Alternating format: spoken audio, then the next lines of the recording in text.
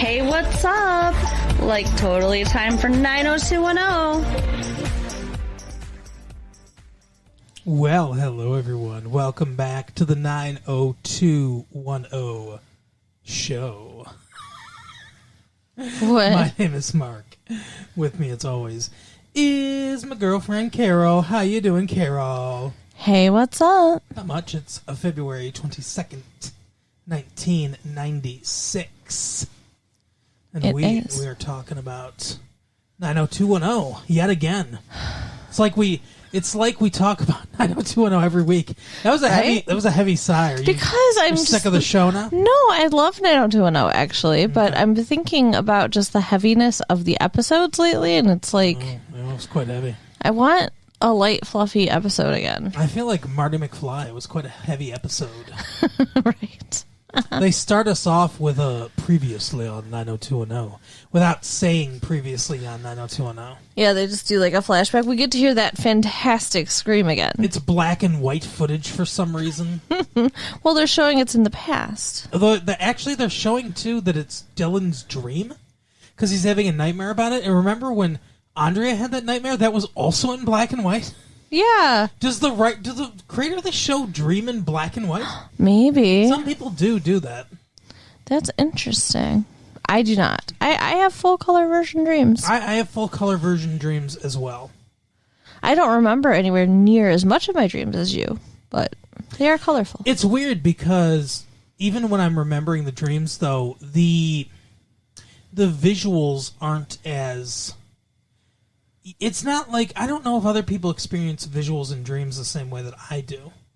Like, I experience the visuals of the dreams, but upon waking, they fade real fast. Okay. The series of events, I can remember better, but the visuals, they go pretty quick. Like, I can imagine what I must have been seeing in my dream, but the actual visuals themselves fade fast. For me, it's so fast I can barely hang on to it most of the time. Gotcha. And I might have like the vaguest idea of what it was that I dreamt about, and the feeling is what I'll hang on to. Like if I was feeling like really like intensely, even if it wasn't a good feeling, Right. I'll kind of hold on to that. Well, But the pictures and everything, that goes. Dylan is surely holding on to the feeling of watching his dad explode. Right? Wow, yeah. I mean, I guess that is quite a thing, huh? Yeah. Poor kid. So he watched his dad burn up into a ball of fire. Yeah, he's gonna have some issues, and like through the whole episode, it's like I don't like how they're handling this because they're making him seem crazy, and he's not crazy. Yeah, because he wakes up, and as soon as they did this, I was like, "Oh no!" Yeah, He wakes up, and he's face to face with himself. right. So he wakes up, and it's himself, and he's like, "Yeah, it's a waking nightmare where you're never gonna get over it, Dylan. Your life's fucked." Yeah, I mean it's like his id talking to him, I guess you understand a lot more about that than I do. but I mean like he's just whatever part of him he's speaking to is very like down and dramatic and crazy about everything, and they want to do everything. And From a psychological point of view, does this make any sense? They do mention in the episode later that he hasn't slept in a few days. yeah, I mean that part, because he hasn't slept and he's grieving, it makes sense for him to be a little psychotic. Yes. And to have visual hallucinations. And auditory. He's talking to himself too. But he understands that is not real. Right. So it's not a delusion. Yes, and it's, Look at me being all smart. It's very promising that he will recover because he understands it's not real. Interesting. So But yeah, so he's talking to himself in a baseball cap. do you think he's really hallucinating, or do you think this is just how he's thinking things through? Well, that's the thing. Is this poetic license? Right. Is this just... But because of what happens later, I think he is. Oh, okay. I think he is hallucinating this. Like, I think he really sees this thing. But he knows enough not to talk to it or react when others are around. Mm-hmm. Like, Kelly comes in. She's like, "Hey, you okay?" And he's like, "I'm not going to talk to you." She's like, "I wish there was something I could do to make Yeah. you feel better. And then she starts kissing him. Starts to rub herself out. She's like, oh, Like, no, not the time. is there a safe place that that your cock could rest and maybe make you feel better? Not the time. There are Kelly. reporters all outside of his house because his criminal dad got incinerated. Yeah. He really did get incinerated, too, because when they go to the funeral later, he's in a jar. Yeah, they have his ashes in a urn. Yeah, it might as well be a coffee can. It's a very pedestrian looking urn. True. But Like yeah. somebody dumped out their green tea bags. I was like, yeah, just put them in. And then Jim shows up at his house and says that he's there to take him back home, Yeah. and that Brenda is the one that sent him. Brenda insists because Dylan's like, oh, Brenda doesn't want. I'm persona non grata. Right. And he said, no. Brenda said, his dad's dead. I'll forgive him. And And then he spits on Kelly's face, and he's like, that's from Brenda, too. I mean, Kelly is still there when he says that he'll go to their house. Yeah. It's kind of a weird situation. Yes, it is. He's going to sleep in the same house as his ex-girlfriend and get comfort from her and her family and not from Kelly. Yeah, and Kelly is there, like, trying to comfort him. But she also seems like she doesn't really know what to do or how to be comforting. Yeah. So it might be kind of a relief for her, too. Yeah, but also just a really awkward situation Yeah. for Kelly. I mean, I get not wanting to be in his own house that night or whatever, Yeah. but Or to go to the Bellage Hotel. Or to go back to that boat. What happened to that boat? who knows? Does he own it now? I don't That think was his dad owned it. It was his dad's boat, right? So doesn't No, he get it? I don't think so. I don't think his dad actually owned it. The creditors are going to rip that boat apart. Right? But at Brenda's house, like, she's actually, really pretty nice to him, and Yeah. it kind of seems like maybe he's floating back her way, don't you think? Oh, well, yeah, a little bit. It does definitely seems like so this will probably dominate the storylines for the next 2-3 episodes. And then no one will remember that Jack McKay ever existed. Right. Every once in a while Dylan will be like, I had a dad who died. That'll be it. So I think that there's a possibility of that being a drama story point in the next few episodes. They're laying the groundwork for the possibility. Yeah. Nothing overt happens in this episode, but they're laying the groundwork. Did we mention the reporters too? There are reporters just Yeah. hounding him. They're all over the place. I don't get this at all because he's not. This guy was a criminal and everything, but it's not like Dylan had anything to do with his crimes or really him. Like, he barely was around him. Right. So it just seems. I can see a few reporters reaching out to him, being like, "Hey, you're the one that saw what happened. Do you want to give us a statement or whatever?" But camping out outside his house like he's Tanya Harding at the center of this story, it seems weird. Well, I mean, his dad's gone. They can't hunt blah, blah, blah. They cannot. They can't do that either. They can't hang out around his dad. That would be libel And I mean, for he's Solomon Slanders Brothers. front page news. His dad's for the death of his dad's front page news, but how much more can that be milked? That there's really nothing else going on in Beverly Hills, Yeah, I don't in know. the Los Angeles area. It is a little weird, I guess. Yeah, I agree. It is a little weird. But Dylan is passing out because he's so tired because he hasn't slept in a couple days. At least that's what everybody thinks. And he hasn't eaten. But he gets up and his weird alter ego hallucination self talks him into drinking. He's like, "Hey, how about some whiskey? How about some Black Label?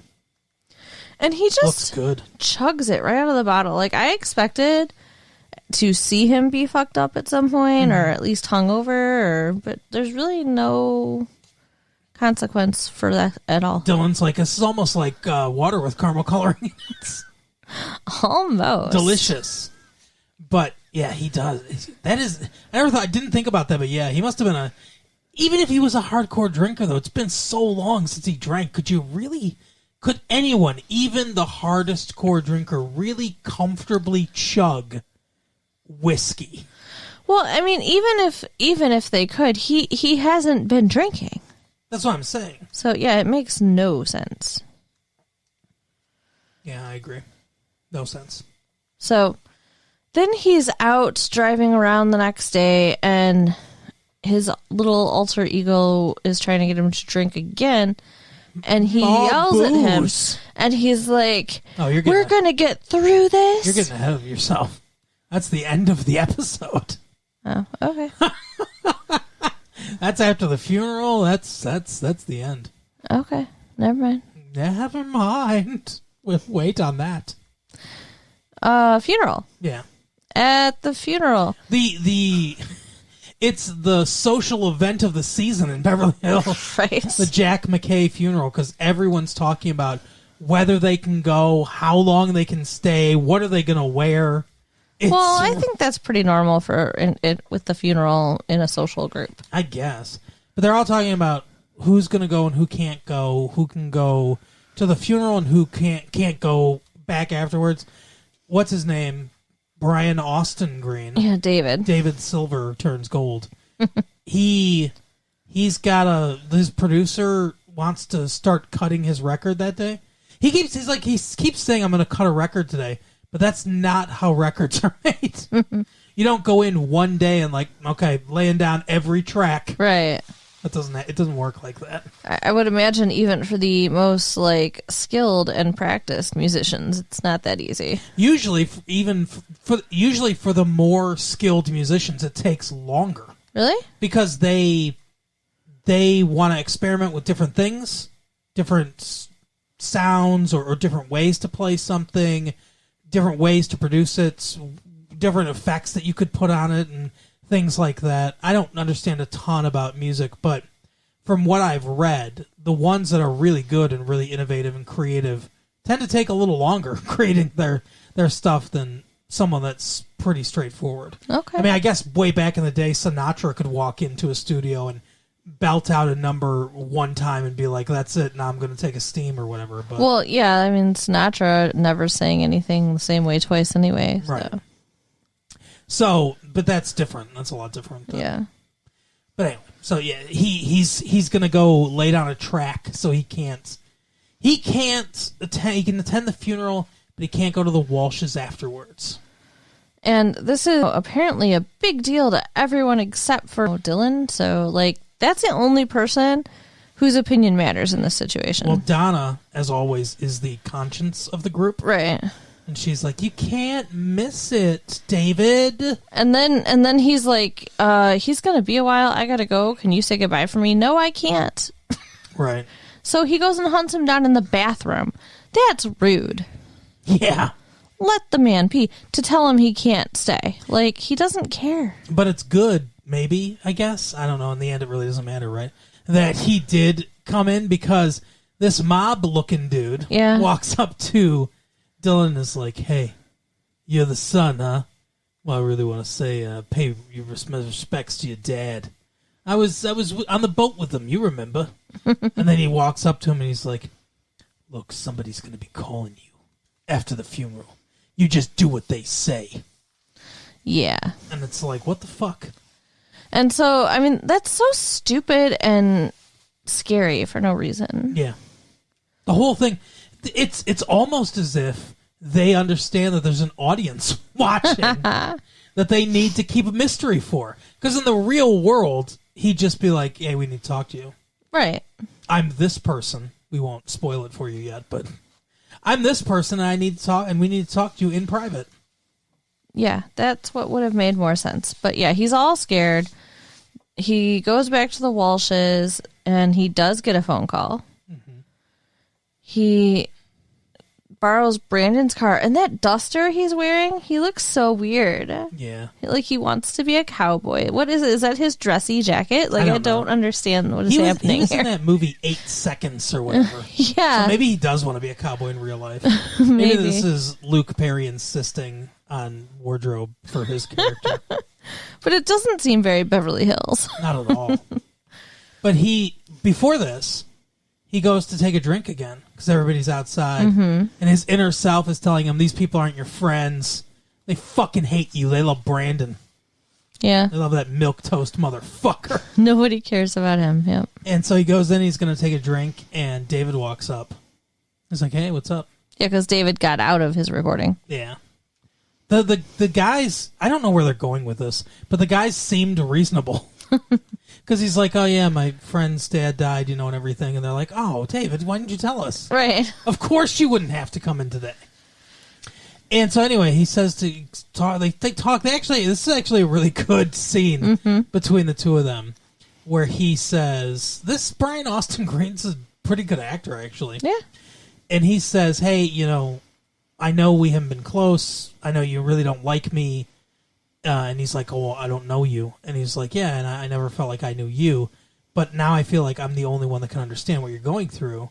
Because yeah, it wasn't my dad, but I was in the room." When my friend, a little blonde kid, Right, shot himself, or he says accidentally blew himself away, which is a really, really sensitive way to put it. right. And he talks about how he felt afterwards and everything, and He says specifically that it's like a nightmare you can't wake up from, which is what Dylan's weird self was saying to him that morning. yeah. So Dylan completely understands, and David says, I wanted to turn to drugs and alcohol and stuff like that to get through it, but the thing is you can't run away from your own head. I can't run away from your own brain, basically. Which is kind of true, but I mean, people might argue that getting high and drunk is essentially doing that thing. Yeah, but I think the point is your problems are still there. Yeah. Whether they're masked or not. Whether you deal with them or not, they still exist. But yeah, he does manage to stop him from drinking, so that is good. And Dylan goes to meet the people all dressed in trench coats at a dock. And he's like, so it's, I think, is it like Mexican town or something like that? Or yeah, something Mexican like that. Village. That's what it's called. I'm not trying to be offensive. In Detroit, that's what it's called, Mexican Village. I don't know what it's called in Los Angeles. It could be Spanish Town. I don't know. I have no idea, because I've never been there. Anyway, it's the Hispanic area of Los Angeles. All of Los Angeles. So he's there, he's looking at all the people and everything, and this guy comes up, he's like, yeah, thanks for coming, let's go. And he's like, no, why don't you tell me who the fuck you are? Yeah, he's like, we're going to deal with this right here in front of all the people. And then the guy shows him a badge. FBI. And it's like, you could have just told him that.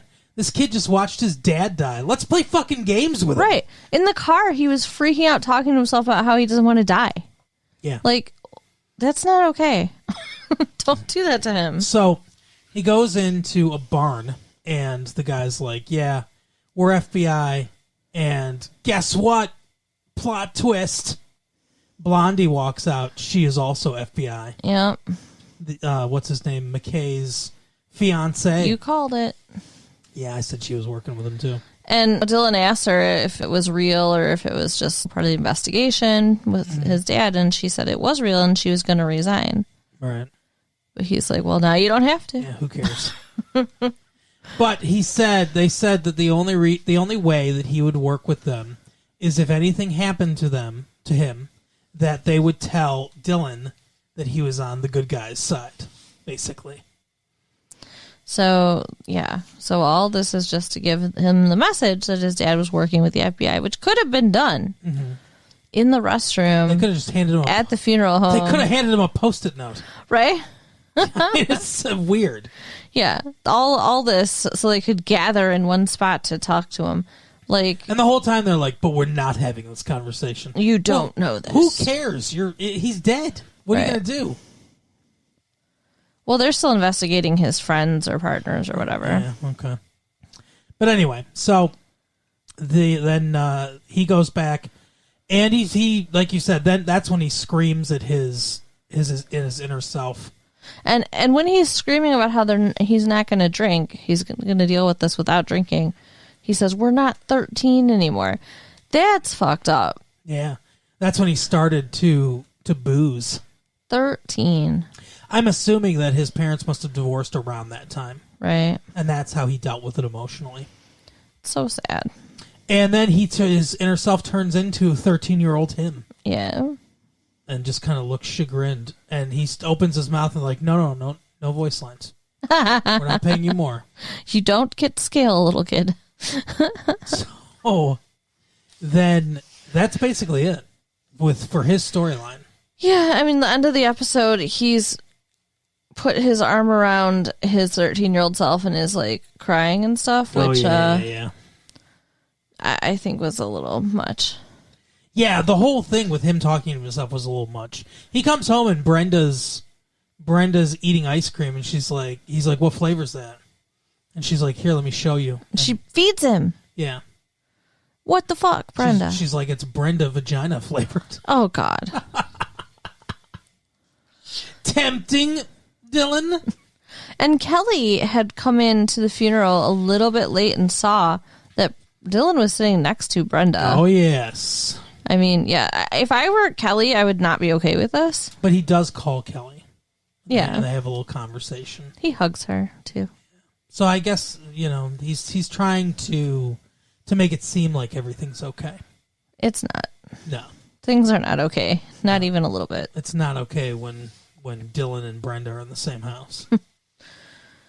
Brandon talks a little bit about how he lost some money. Yeah. He's down a little bit on the season, but he's got a couple games, so he'll get it back. It'll be all right. He's such an idiot. That means he's just going to lose more. Like, why are you assuming that you're going to win, Brandon? Why didn't you just quit after you bought your fucking CD player? Right? And your skis and stuff. You should have just been done. It's not a career. Beginner's luck. I guess you can make a career out of it, but it's really hard. Well, I don't think he should make a career out of it. It's not. See, he's looking at it as like, oh, this is fun. I can take my little bit of knowledge about basketball and maybe make some educated guesses on who's going to win. But it's a crapshoot. Mm-hmm. The people that actually make a living betting on sports, like baseball handicappers and stuff, they pour through numbers all the time. That's all their life is. Sounds terrible. Like, I know this guy, Baseball Mike, who is a card player too, and he's a big time baseball handicapper and sports bettor, and all he does is numbers. Like, he'll look at, oh, this team's win-loss record the last 15 years on night games when it's cloudy. And like, he's got all that fucking information to try to make the bets and stuff like that. And you can do it. You can eke out little advantages, but it's so much work for not. I mean, it's not. It's much more work than just getting a regular job. Right? Yeah, just get a job.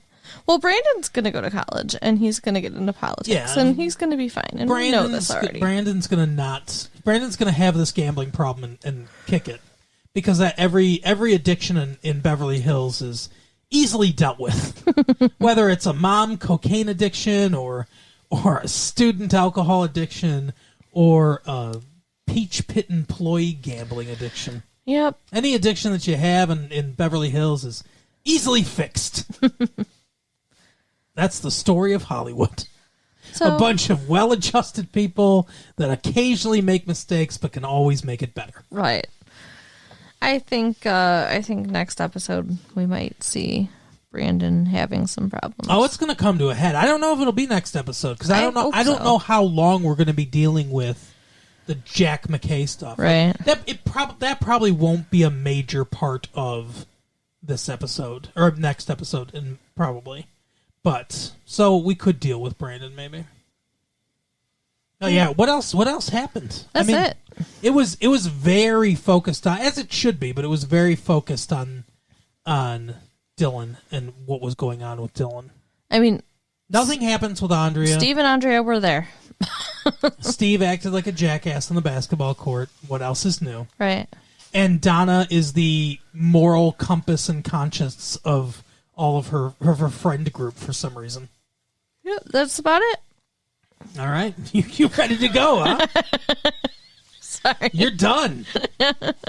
Done. I'm not even going to try to do anything else because Carol is mentally checked out of this episode. Well, good thing we made it all the way through the plot points first. Yeah, that's very good. All right, tell people things if you can muster up the energy to do it. Check out our website, www.retrolatefee.com. Write us at latefee1994@aol.com. Send us a nice little note. And tell your friends about it. Yeah, and go to Share the tapes. If you want extra tapes, if you want early tapes, go to retrolatefee.com. I always do that. Go to Patreon, patreon.com/retrolatefee. Raro. Roro rate free. On that note, have a good one. Bye.